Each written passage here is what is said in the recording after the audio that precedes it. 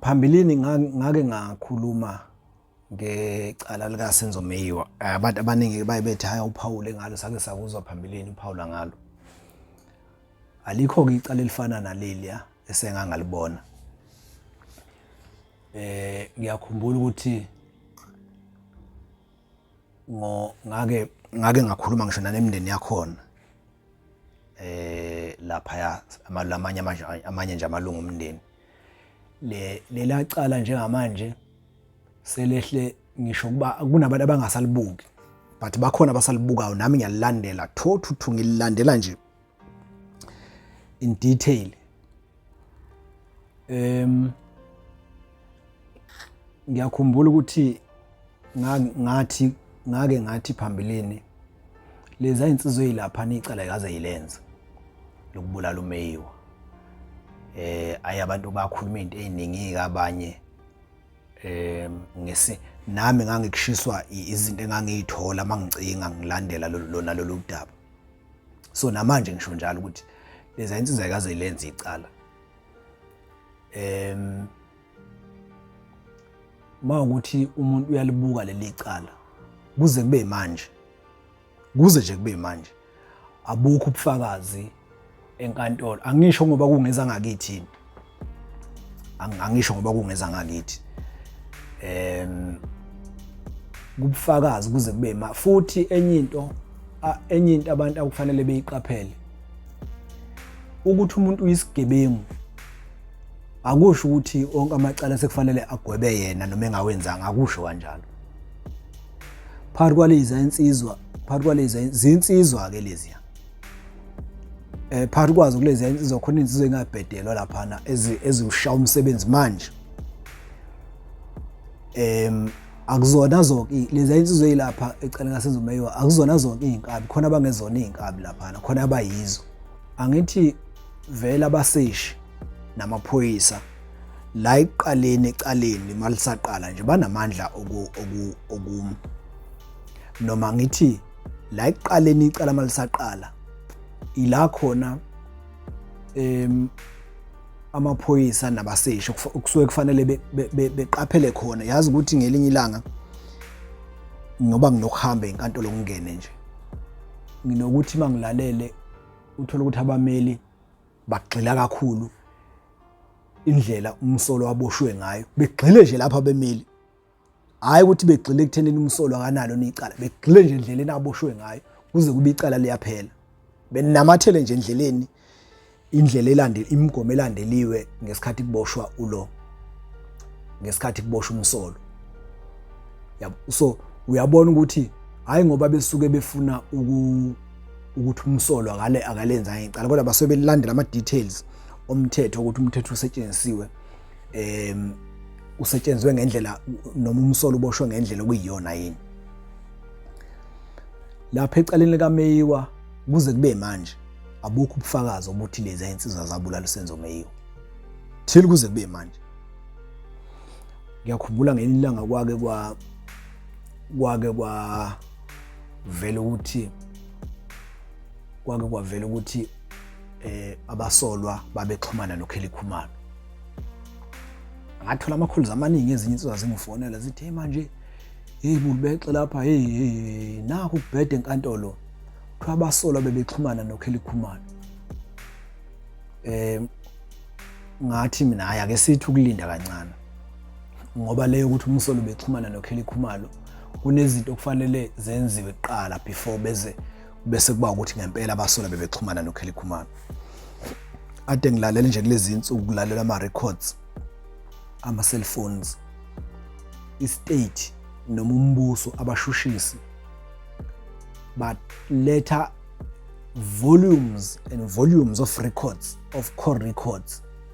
Wonke lama volumes of call records akhuluma ngokuxhumana kwabasolwa among themselves from 2019 until 2020, from 2018 to 2020. Ama records awasho lutho ngo2014. So number ezinye lezi kuthiwa ezabasolwa bayiphika abanye abasolwa and there is no records up to now. athi inamba ngezabasolwa lezi zayixhumana nekhulukhuma. So kunento eziningi. Kodwa ke ngiyakholwa ukuthi abasolwa kuze kube manje abukho ubufakazi, I mean scientific evidence eshow ukuthi ngempela babe lapha ya. One, ukhumbula ukuthi isigqoko okwathiwa ngesabasolwa sasala kubasolwa ababengena endlini kwakhela ikhumalo. Isigqoko safike sathi i-DNA yaleso sigqoko yafika yathi hayi yabaphika abasolwa ukuthi akekho umsolwa emesha naye. You understand? Kwase kuzongena kodwa ke futhi leli cala lakhe likhumalo licacele wonke umuntu. Licacele wonke umuntu ukuthi there are people abavikelwayo lapha ya. Well ke abaningi babethi kuvikelwa uKelly Khumalo njalo njalo. Kodwa ke umbuzo enginawo nje mhlawumbe ngingawubuza noma ubani ukuthi mina ngokwazi kwami amaphoyisa ayethi makuthethwa icala enkantolo, once ebufakazini mhlambe nimile ngo accusing babili eboxini ningabasolwa, bese kuba khona ufakazi ozothi hayi mina ngabona abantu abathathu bebulala ubani, ngabona lo nalo noSibanibani ongekho la. Ngaso leso sikhathi amaphoyisa agijima amlande lo Sibanibani. Phelile inyanga ezimbili manje umphathi wabaseshi aveze igama lika Kelly Khumalo ecala lika Sezomeyo, but akaboshiwe namanje. What does that mean? Uma inkabi zithi uKelly Khumalo bosh, so uningi okwenzakala ecala lika Kelly Khumalo. Angeke nje ngimangale mayengahle igwetshwe lezi ensizwa. Ngeke ngimangale ngoba ziningi izinto ezi abnormal noma engajwayelekile ezenzekalayo lapha. Kodwa ke futhi ukuboshwa kwazo kuzobe kungasho ukuthi icala ilenzile, ngoba ngangachaza ukuthi icala niyalibophela niyaliboshelwa icala lingalenzanga. And lapha kuleli kaKelly Khumalo, kuleli kaMeyiwa, the state namaphoyisa, they are trying to make sure, yabo nje mawukuthi uyalandela uzobona u-advocate Mngomezulu omele u-accuse number 1. Le advocate akesabi lutho, and uze be emotional at some stage. Uze be emotional edinwa ukuthi ngazi ukuthi khona uzachaza enkantolo ukuthi lento niyiphekile, ungani ngiyanazi nje. Brigadier Gininda ngiyamazi nangiqala, ngiyakhumbula bezoqala ukum-interview cross examiner uBrigadier Gininda ezo cross examiner uMngomezulu. Wathi uMngomezulu, ya Mr Gininda, ngithemba ukuthi awuqala ukungibona mina nawe siyazana. Usethi uGininda ayangikhumbula ngazi. Usethi hayi no, kufanele mina ngaya nga cross examiner ngiyazi back then. So uMr Mngomezulu uze be emotional echaza ukuthi lento niyiphekile, lento nivikela abantu abathile. Well ke nomfowabo kaMeyiwa uhlale kusho konke lento ukuthi icala liphekiwe offer, futhi uyabona ukuthi liphekiwe. Mina nje ngiyabona ukuthi liphekiwe. So the state sizama ngayo yonke indlela ukusondeza you know, uma uthandana nentombi mawuthandana nentombi ebese kuba khona umuntu ongayithandi le relationship yenu, ebese ethi kuwena le ntombi yakho iyafeba,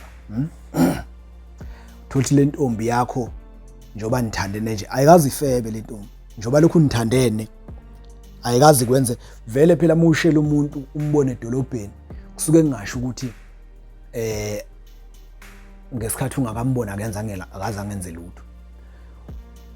Uthola ukuthi le ntombi njoba uthandana nayo nje ayikazi ifebe, ayikazi kufebele wena kodwa bese kuba nomuntu ozothi yazi intombi yakho iyakufebela, ebese ethi uyazi le ntombi futhi yake yafeba ngo2003, yake yenza ukuthi ngo2007, yake uzama ukukusondeza ukuthi uyikholwe lento ukuthi intombi yakhe iyafeba ngoba eveza izinto eyayizenza phambilini. Kodwa ngesikhathi sithandana nawe akazi yenze lutho. That's a scenario lapha kwikhesi kaSenzo Meyiwe ukuthi abasolwa some of them bazigebengu bazinkabi. That doesn't mean ukuthi babulala uMeyiwe. So the state must prove beyond reasonable doubt ukuthi yizo lezi zinto. But for me angaboni ubufakazi obuthinta lezi inkabi necala lika Meyiwe, angaboni ngempela. One, uyakhumbula ukuthi i-crime scene was tampered with, kwaba nokuphazanyiswa kwendawo yesigameko. Uma ngahle ngempela kungena abantu la endlini njengoba sishutha nje sibhizi bevele bengene befike bedubula umuntu yini yenza ukuthi siqoqe sifihle ezinye izinto shanele, yini yenza ukuthi senze kanjalo, yini nje yenza ukuthi senze kanjalo, siqoqe sifihle ezinye sazini, yini yenza ukuthi senze kanjalo. So that's all I can say ngecala kaMeyiwe, especially kulaba abahlale bengithinta bethi awukhulume phela ngalo, ilokho nje ngingakusho, akukho okuningi, but asililandele sithola ukuthi siphetho yini. Kodwa indlela elidonswa ngayo uyayuthi seliya ngasekugcineni manje mawuthi uyalandela kuphinde kulandwe a lot of experts abaningi abazosho a lot of irrelevant information. Uthola ukuthi beza ne-information so liyadonseka nje, ungathi khona into eyenziwayo nengane sekuyoze kubone nengane ukuthi liyakho. That's all I can say ngecala likaMeyiwe.